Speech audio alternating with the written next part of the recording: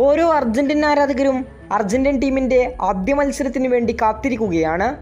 ഈ 17-ാം തീയതി പുലർച്ചെ 6:30-നാണ് അർജന്റീന vs അൾജീരിയ പോരാട്ടം നടക്കുന്നത്. ആഫ്രിക്കൻ കരുത്തരായ അൾജീരിയക്കെതിരെ അർജന്റീന അനായാസ വിജയം സാധ്യമോ? നിലവിലെ ഫോം നോക്കുകയാണെങ്കിൽ അർജന്റീന അല്പം വിയർക്കുമെന്ന കാര്യത്തിൽ യാതൊരു സംശയവുമില്ല. കാരണം മിന്നും ഫോമിലാണ് അൾജീരിയ കളിച്ചുകൊണ്ടിരിക്കുന്നത്. വമ്പന്മാരെ എല്ലാം തകർത്തെറിഞ്ഞുകൊണ്ട് അവസാന 4 മത്സരങ്ങളിലും തോൽവിയറിയാതെ കുതിക്കുകയാണ് അവർ. ആദ്യ മത്സരത്തിൽ തന്നെ കഴിഞ്ഞ തവണ സൗദിയോടേറ്റതുപോലെ അപ്രതീക്ഷിത പരാജയത്തിന് ഇത്തവണ സ്ഥാനമുണ്ടായേക്കില്ല. അതുകൊണ്ട് തന്നെ എല്ലാം കരുതിയായിരിക്കും പരിശീലകനായ സ്കലോണി അർജന്റീന ടീമിനെ ഇറക്കുക. ഇപ്പോൾ വരുന്ന വാർത്തകളനുസരിച്ച് അർജന്റീൻ പ്രമുഖ മാധ്യമമായ TMT സ്പോർട്സിന്റെ റിപ്പോർട്ടുകളനുസരിച്ച് അൾജീരിയക്കെതിരായുള്ള മത്സരത്തിന് വമ്പൻ തയ്യാറെടുപ്പുകളാണ് അർജന്റീൻ പരിശീലകൻ സ്കലോണി നടത്തുന്നത്. ഏറ്റവും ഒടുവിൽ നടന്ന പരിശീലന സെക്ഷനിൽ സ്കലോണി ഒരു പുതിയ പദ്ധതി തന്നെ നടപ്പിലാക്കിയിട്ടുണ്ട്.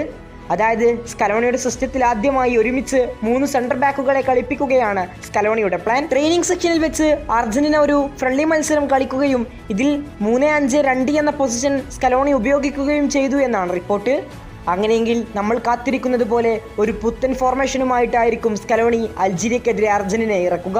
അൾജീരിയക്കെതിരെയുള്ള പോരാട്ടത്തിൽ ലിയണൽ മെസ്സിക്കൊപ്പം മുന്നേറ്റ നിരയിൽ ലൗതാരോ മാർട്ടിനസ് ആയിരിക്കും ഉണ്ടാവുക എന്നാണ് റിപ്പോർട്ട്. ഹൂലിയൻ അൽവാരസിനെ സ്കലോണി നാളെ സ്റ്റാർട്ട് ചെയ്യിക്കാൻ സാധ്യതയില്ല. അതേസമയം സ്കലോണി 3-5-2 എന്ന ഫോർമേഷനിൽ കളിപ്പിക്കുമോ, അല്ലെങ്കിൽ തനത് ശൈലിയായ 4-4-2-വിൽ കളിപ്പിക്കുമോ, 4-3-3-യിൽ കളിപ്പിക്കുമോ എന്നെല്ലാം കാത്തിരിക്കുകയാണ് ഓരോ അർജന്റീന ആരാധകരും. ഏതായാലും ജൂൺ 17-ാം തീയതി അതിരാവിലെ 6:30-നാണ് അർജന്റീന അൾജീരിയ പോരാട്ടം നടക്കുന്നത്.